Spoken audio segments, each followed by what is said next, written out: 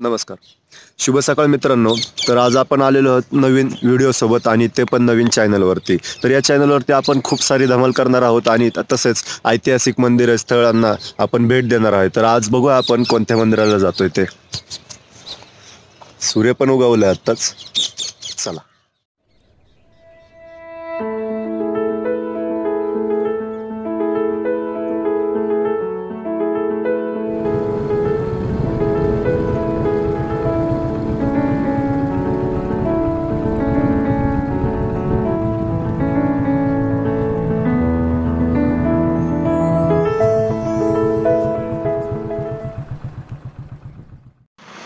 चला मित्रांनो, आज आपण जाणार आहोत श्री काळभैरवनाथ मंदिर गुरुदेवाचे येथे. तर तिथे जायला आपल्याला पुणे सासवड हायवे लागतो. त्या हायवेवरती एक गुरुदेवाची फाटा लागतो. तिथनं आतमध्ये आपण आता जाऊया. चला.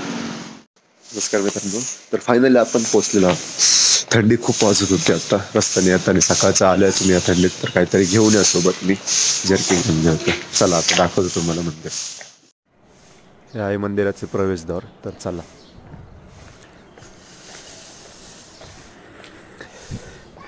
मुख्य मंदिरात प्रवेश करायच्या आधीच डाव्या बाजूला एक छोटंसं मंदिर आहे.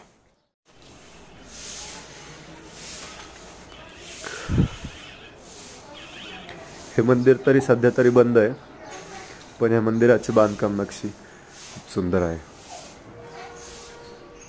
पण दर्शन घेऊया.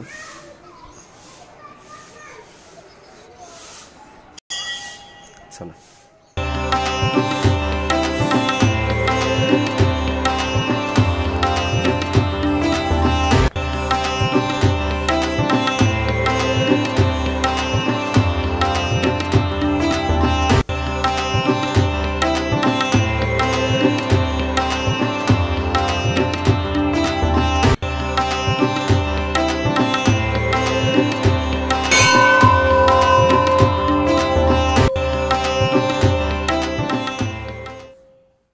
तर आपण पोहोचलेलो आहोत मंदिरात आणि ही आहे देवाची पालखी.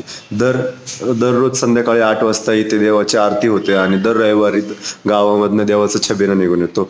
चैत्र पौर्णिमेला इथे खूप मोठा उत्सव असतो. त्यावेळेस इथे म्हणजे हे कुलदैवत आहे श्री काळभैरवनाथ. हे येथील पंचक्रोशी 12 वाड्यांचं हे मेन दैवत आहे. हे आपल्याला उरुळी येथे या देवाचे मंदिर आहे. चला आपण मंदिर पाहूया.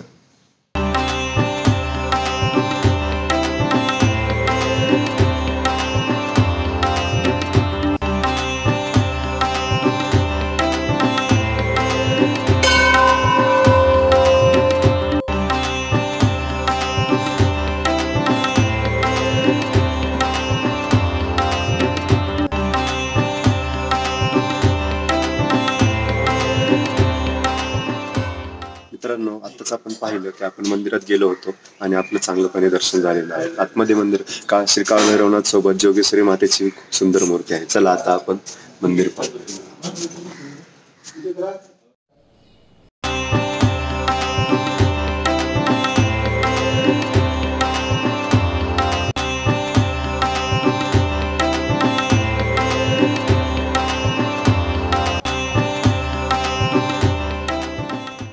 मित्रांनो, मंदिर खरंच खूप सुंदर आहे. तुम्ही एकदा येऊन बघा, भेट द्या मंदिराला.